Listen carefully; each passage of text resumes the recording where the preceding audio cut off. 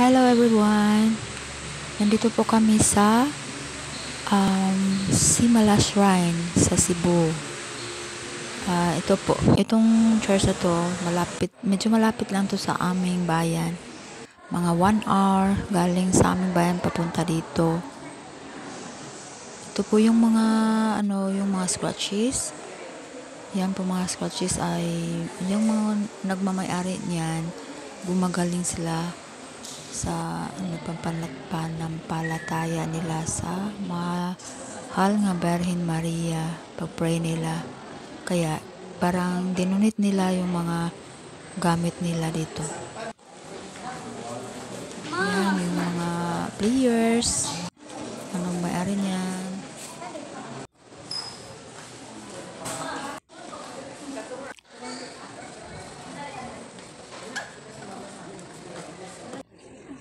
Yan, nagsindi na kami ng kandila. Ito, yellow ang kulay na binili ko.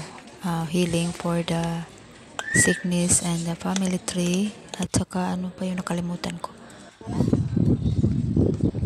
Yan, para tapos na kami, pauwi na kami. Thank you for watching.